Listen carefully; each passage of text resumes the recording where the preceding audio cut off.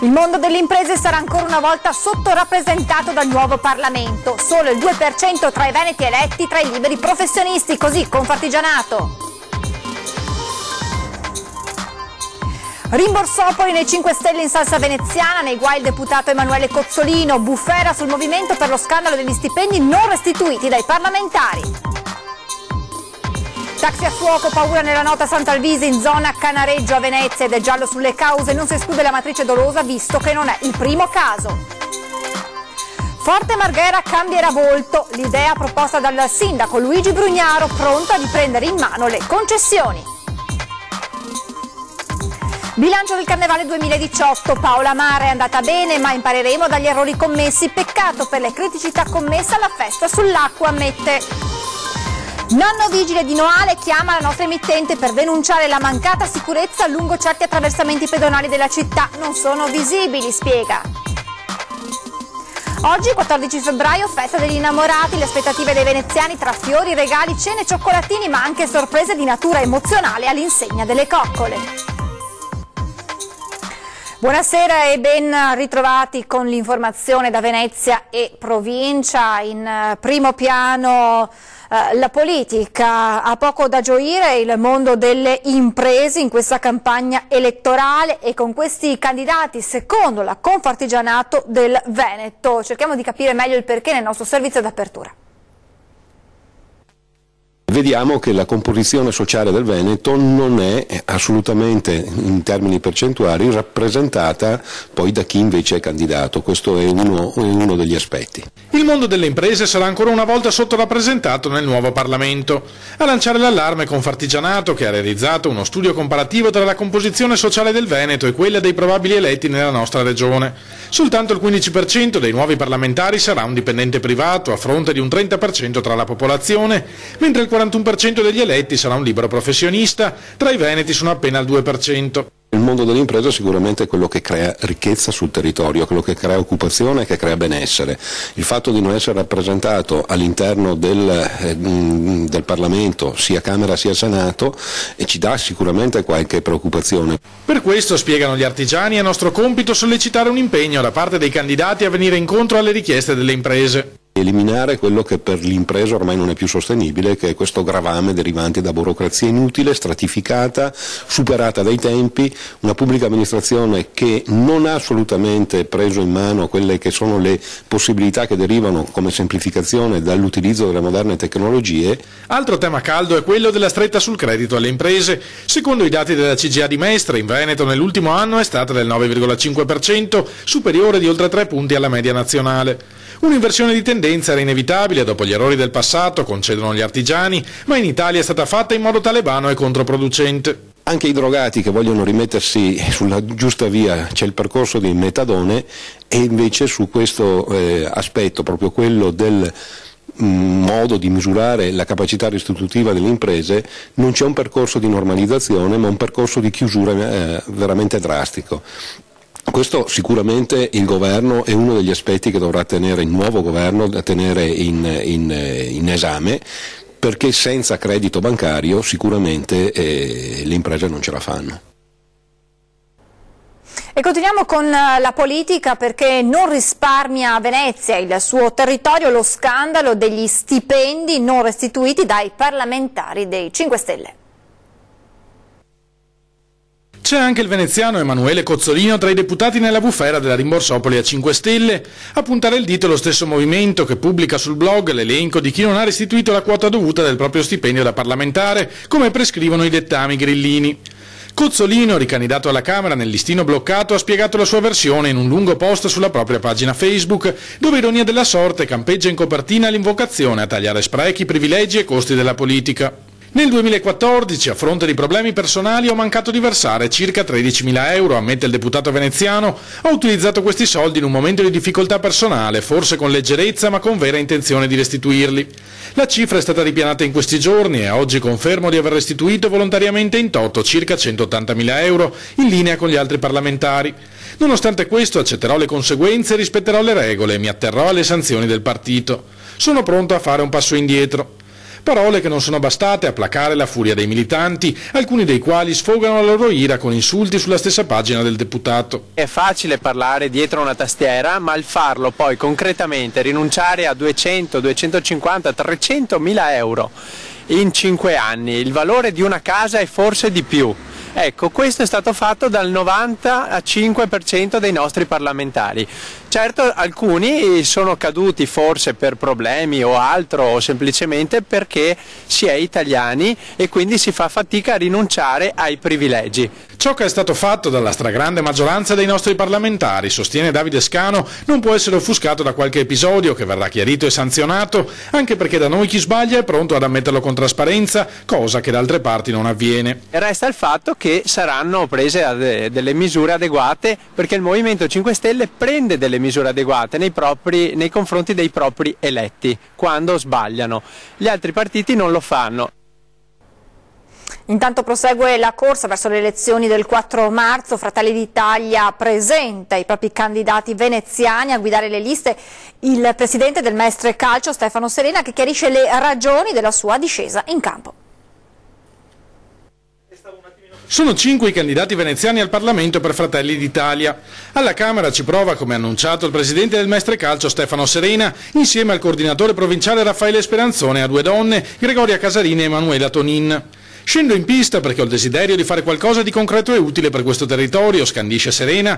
Le priorità sono il sostegno alle famiglie, sicurezza e legalità, strenua difesa del Made in Italy e delle nostre imprese. Non sono quella persona che va dicendo in giro prometto, perché di promesse gli italiani credo siano abbastanza stanchi. E da fare c'è molto.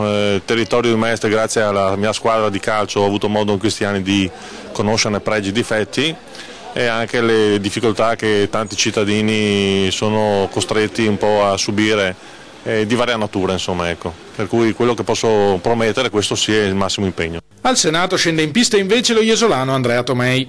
La sua promessa è di fare tutto il possibile per fermare l'applicazione della direttiva Bolkestein, che sostiene avrebbe ripercussioni disastrose sull'economia del litorale. Qui stanno ridiscutendo le concessioni demaniali, ci sono attività, aziende che hanno investito tantissimi soldi in questo periodo, un investimento fatto a lungo termine, so che la Bolkestein vorrà togliere o proporrà di togliere. La cronaca: taxi a fuoco nella notte a Venezia, giallo sulle cause, non si esclude il dolo.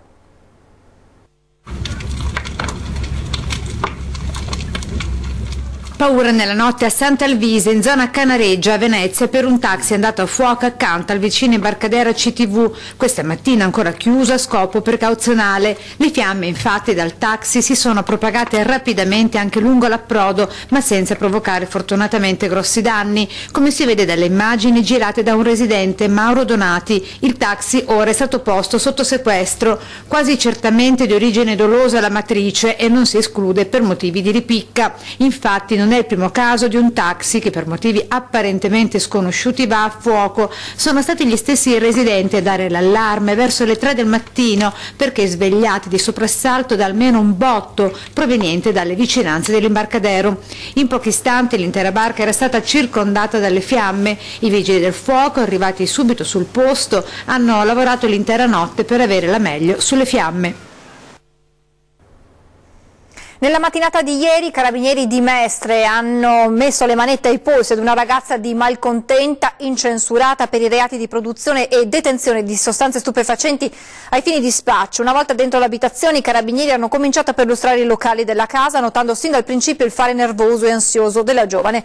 Un primo indizio che qualcosa non andava. Il secondo tassello, che ha dato una prima conferma, è stato l'odore inconfondibile delle piante di marijuana percepito dagli uomini in divisa sin dalla soglia. Terzo elemento, quello più tangibile, è stato il ritrovamento di una vera e propria serra attrezzata con impianto di irrigazione e illuminazione per nutrire 4 piante alte circa 1 metro. Il sindaco di Venezia, Luigi Brugnaro, presenta i suoi progetti per Forte Marghera.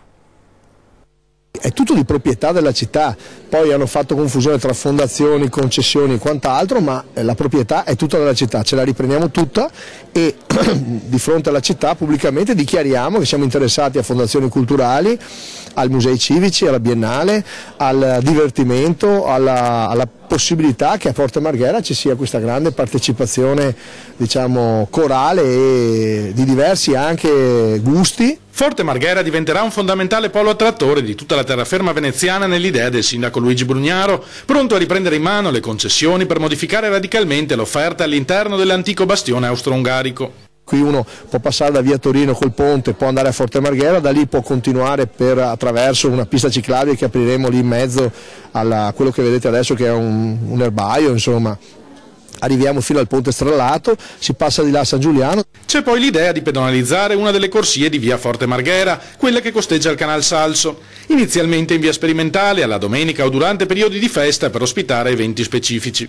Mettendo all'inizio delle transenne, poi vedremo se avremo ulteriori risorse, però insomma fare in modo che in quell'asta possa succedere di tutto, cioè possa esserci anche il carnevale, ci possa fare una serie di manifestazioni di alto livello per Mestre, per arrivare fino appunto all'area di Piazza Barche. Dopo un anno ancora non si è trovata una soluzione sull'acquisizione del San Camillo al Lido. Dopo il monito del Patriarca, la CGIL chiede decisione in tempi brevi. Anche il Patriarca Moraglia è intervenuto sulla delicata questione dell'ospedale San Camillo al Lido di Venezia, auspicando che la proposta di Villa Salus per l'acquisizione avvenga a fronte della presentazione di un piano industriale credibile. Così concorda anche la CGIL. Noi abbiamo accolto favorevolmente le parole del Patriarca che invita a trovare una soluzione. Noi siamo convinti che serva fare in fretta perché ormai da più di un anno si discute del futuro della struttura, è una struttura molto importante, San Camillo occupa circa 300 lavoratori se consideriamo anche gli appalti a cui si aggiungono i lavoratori di Stella Maris, quindi una realtà economica, occupazionale fondamentale per il nostro territorio. Gli acquirenti, i possibili acquirenti, qualunque siano, se sarà Villa Salus lo vedremo, devono presentare un piano industriale chiaro perché servono non solo acquisire la struttura ma servono anche investimenti strutturali e sul personale importanti senza i quali si rischia di compromettere il futuro. In queste ore molti lavoratori pensano ad andarsene da quella struttura perché vivono ormai da più di un anno una situazione di incertezza. Medici, operatori, professionisti della sanità con grandi competenze che se non agiamo in fretta rischiamo di perdere. I tempi infatti sono molto stretti, così come la necessità di un confronto immediato dal momento che la proprietà, sostiene il sindacato, ha sempre avuto un atteggiamento poco chiaro nei confronti dei lavoratori. Servono investimenti urgenti, quindi noi chiediamo a tutte le forze in campo, ovviamente alla proprietà ma anche a chi è interessato all'acquisizione, di aprire subito un tavolo di confronto perché la struttura va rilanciata. Un accordo, se dovesse esserci il passaggio, quindi se i camigliani confermeranno la volontà di uscire, entro un paio di mesi perché altrimenti rischiamo veramente di perdere la forza e anche la capacità di rilanciare un territorio come quello della sanità veneziana che non può perdere un'eccellenza simile. Sono ancora vive negli occhi di tutti le immagini del carnevale appena concluso e allora facciamo un bilancio vedendo che cosa ha funzionato e che cosa invece poteva andare meglio nella prima edizione blindata dell'evento. Signori, ci rivediamo tutti il prossimo anno, È una promessa, mi raccomando! Ciao Venezia! A 24 ore dalla chiusura ufficiale del Carnevale di Venezia 2018 è tempo di bilanci per l'amministrazione comunale. A partire dai numeri degli eventi principali, 40.000 persone hanno assistito ai 2 voli in piazza San Marco, 11.000 alla festa veneziana sull'acqua. Un volume inferiore a quello degli anni scorsi, come era nelle intenzioni degli organizzatori oltre che nelle prescrizioni del decreto Minniti. Avevamo da affrontare una sfida importante con le nuove normative sulla sicurezza, direi che su questa sfida che poi servirà anche per, cioè non è tempo perso, non è solo per gli eventi ma è anche in una prospettiva futura. Il sistema ha funzionato nonostante qualche criticità di cui la Giunta assicura che farà tesoro per il futuro. Probabilmente dovremo ragionare anche un po' sulla comunicazione, nel senso che tanti hanno domandato sarà chiusa tutti i giorni e quindi però queste sono esperienze, gli errori aiutano sicuramente a migliorarsi come è stato per la festa sull'acqua, festa veneziana a Canareggio. Grande successo anche per il modello di carnevale diffuso nei diversi campi veneziani e soprattutto in terraferma che comincia a essere conosciuto a livello nazionale. Al momento Venezia è l'unica città al mondo, fa notare l'assessore al turismo Paola Marra, che dispone di un'offerta di spettacoli di alto livello in una piazza storica e contemporaneamente di sfilate di carri allegorici di grande richiamo, come quelle di Marghera e Zelarino. Un'offerta per famiglie, per bambini, culturale, non solo a Venezia ma anche in tutte le città di Venezia, e il feedback sia dalla cittadinanza sia da chi lo scopre è ottimo. Adesso ci spostiamo a Noale con la doppia denuncia di un nonno vigile in materia di sicurezza. L'appello al sindaco: intervenga prima che accada una tragedia. Se ci vengono addosso una macchina che noi non siamo coperti dalle strisce pedonali, non siamo nemmeno assicurati, diventiamo abusivi oltre che lavorare gratis. La denuncia direttamente da questo nonno vigile di Noale, Giuseppe Carraro. Lui, insieme ad altri nonni addetti alla regolamentazione del traffico di Noale, sarebbero sprovvisti di copertura assicurativa se fuori dal perimetro delle strisce pedonali. Il problema, dice, è che molti attraversamenti pedonali in comune sono praticamente assenti perché la vernice con il tempo è sparita. Non si vedono proprio in parecchi punti qua di Noale. Andrebbero comunque rifatte e alla svelta, perché ho assistito in diretta a una discussione, proprio a un mancato investimento. A fine gennaio scorso un nonno vigile è stato invece investito in pieno nella vicina Quarto d'Alpino, incidente fotocopia che stava per verificarsi anche qui, racconta. Tutti e due avevano torto e tutti e due avevano ragione, e uno perché le strisce non si vedevano e l'altro perché aveva diritto di precedenza, ma se non si vedono chiaramente avevano difficoltà tutti e due. Accade in particolare dopo la doppia rotonda di Maerne e Robegano a ridosso del nuovo supermercato, lungo l'attraversamento di via Borgo dell'Osi, sostiene anche quest'altro residente. Parecchia gente che non li vede e anche gli automobilisti non riescono a vederli, e dunque alla fine c'è il rischio che vengano investito qualcuno. E qui a Briana c'è un doppio pericolo. Sì, allora c'è il pericolo che non si vede la linea di stop delle auto, è stata cancellata.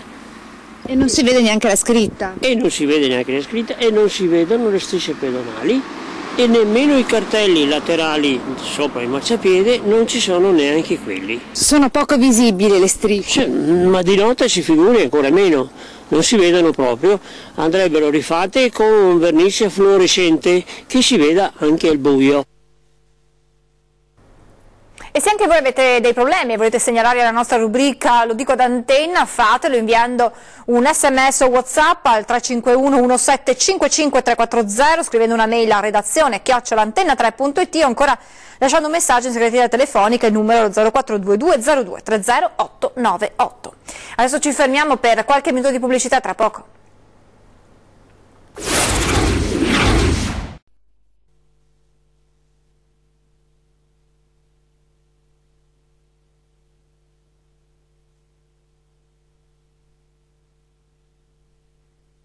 Il 14 febbraio, San Valentino, la festa degli innamorati, cioccolatini, fiori, ma anche tante coccole tra i regali d'emozione simbolici scelti dai veneziani di tutte le età. Oggi San Valentino, che giornata è per te? Ah, guarda, io sono single, quindi spero magari un regalino da qualche ammiratore. Cosa si vuole ricevere per San Valentino? Beh, basterebbe un pensiero gentile di innamorata. Certamente alla moglie. E cosa regala la moglie? Delle orchidee. A tutte le età, a San Valentino. E a quest'età che cosa si vorrebbe ricevere per San Valentino? Cosa, un po' di coccole? No, vabbè, no. Quelle sono le carezze dell'anima, vanno sempre bene. Sì, sì. Un regalo emozionale o un regalo di tasca? No, emozionale sempre e comunque. Una bella sorpresa. Ma una sorpresa con brillanti o con fiori? No, ce l'ho già i brillanti, non mi servono. Fiori. A cena. Dove si va a cenare? Vicino a casa, con mia figlia e mia moglie. Pesce o carne? Pesce. Dovrebbe essere più un donare che un ricevere. Prima questo e poi magari fa anche piacere ricevere, però deve essere un donarsi soprattutto.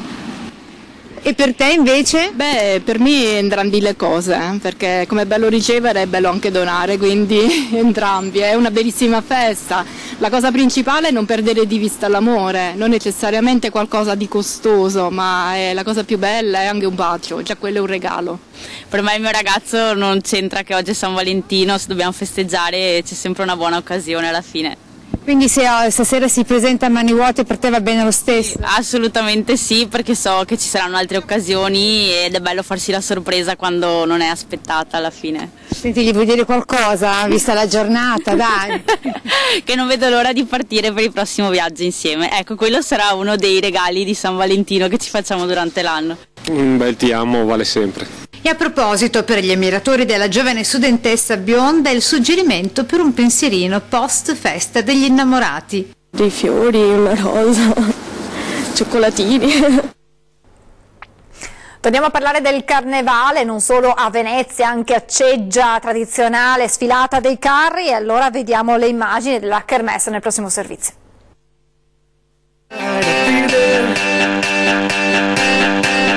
Tonight's gonna be a good night. That tonight's gonna be a good night. That tonight's gonna be a good night. I feel it. That tonight's gonna be a good night. That tonight's gonna be a good night. That tonight's gonna be. That tonight's gonna be a good night. That tonight's gonna be a good night. That tonight's gonna be a good night. In chiusura vi ricordo gli appuntamenti con la nostra programmazione, torna puntuale anche questa sera 20:10, ospiti in studio Marco Nardin del Movimento 5 Stelle e Rocco Andrea Barone di Più Europa con Emma Bonino. E poi alle 21:10 in prima serata torna la Zanzega, si parlerà di polenta, di come sia stata protagonista nella storia e nelle sorti delle tre Venezie, in studio con Daniele Marcassa, storici gastronomi e giornalisti. Con le notizie da Venezia e provincia ci fermiamo qui, vi lascio le previsioni del tempo, grazie per averci seguito, buona serata a tutti.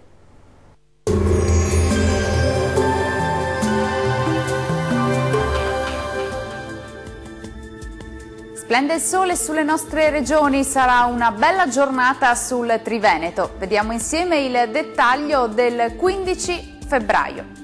Sul Veneto possibili locali foschie mattutine sulle pianure meridionali, ma sul resto della regione sarà ampio soleggiamento ovunque con cielo sereno o al massimo poco nuvoloso.